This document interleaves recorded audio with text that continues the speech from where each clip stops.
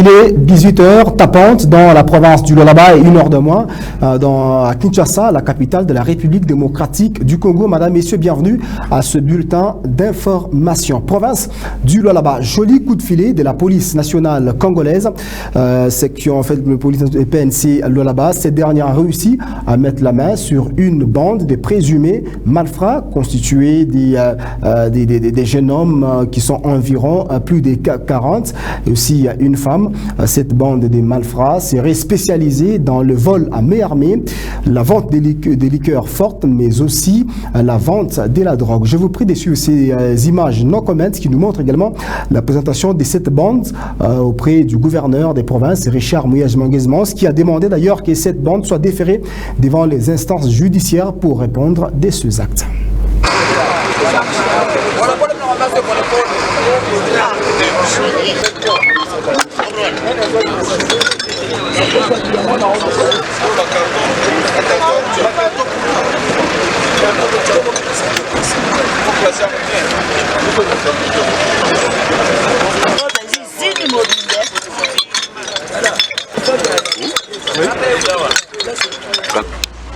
Sont nombreux.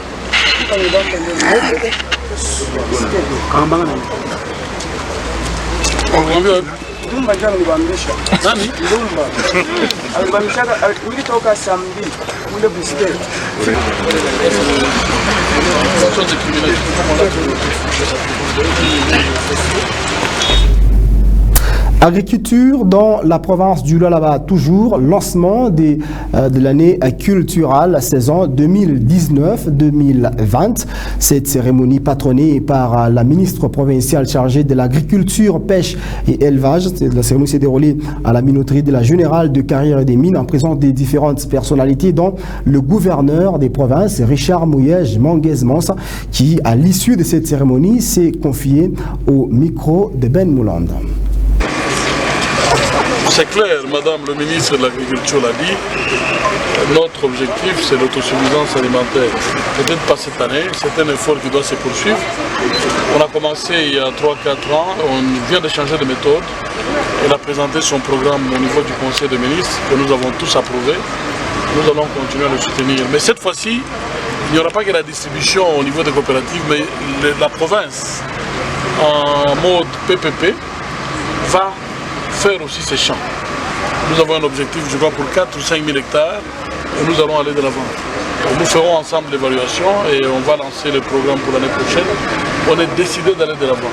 Et c'est le même esprit qui anime les Hauts-Katanga. Je crois qu'ici, au niveau des provinces qui sont dans l'espace minier, nous prenons cette conscience.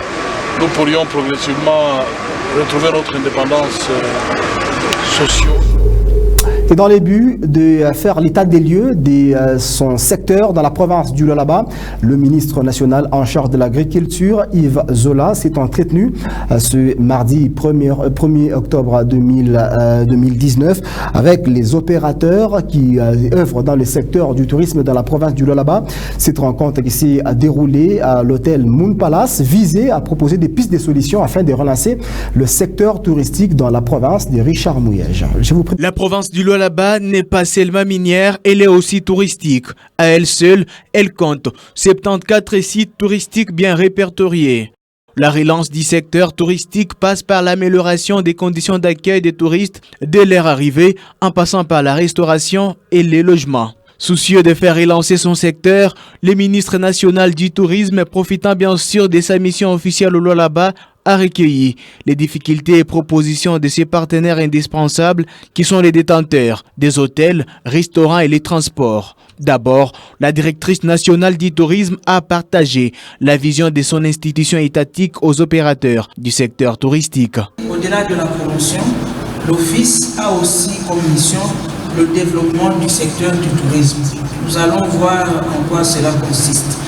Et l'Office, toujours par rapport à la loi, l'Office a été appelé à se restructurer, à s'adapter à la nouvelle loi. Les opérateurs œuvrant dans les secteurs touristiques se plaignent de leur côté de la multiplicité des taxes. Pour les ministres provinciaux du tourisme, c'est un problème qui doit être réglé au niveau national.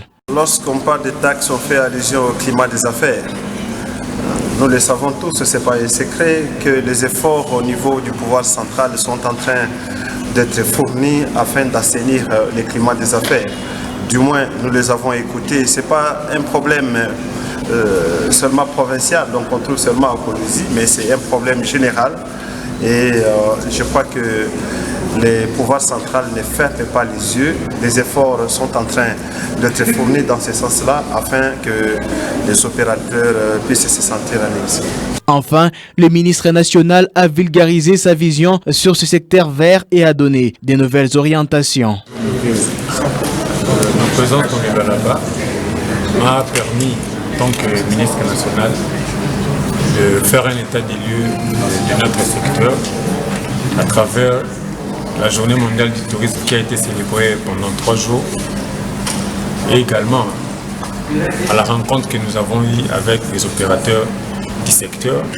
Cette rencontre nous a permis de recueillir les difficultés et leurs recommandations et propositions pour qu'ensemble nous puissions développer ce secteur du tourisme. Le ministre provincial du tourisme prévoit dans son agenda d'autres rencontres avec ses opérateurs du secteur touristique pour faire booster le tourisme au Lualaba.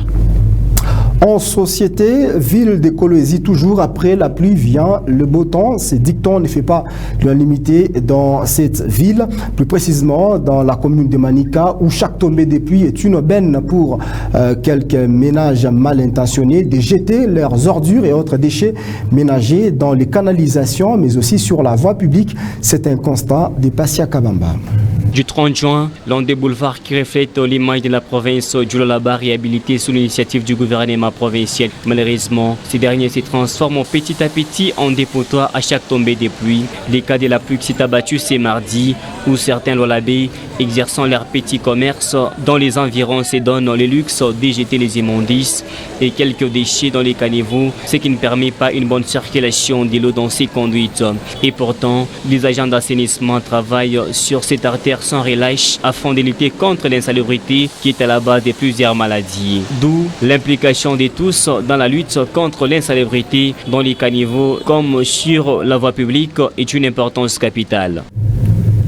Et en politique, ce parti déjà en illustration. Le premier ministre congolais, Sylvestre Ilunga Ilunkamba, a fait la déclaration de son patrimoine ce lundi 30 septembre devant la Cour constitutionnelle.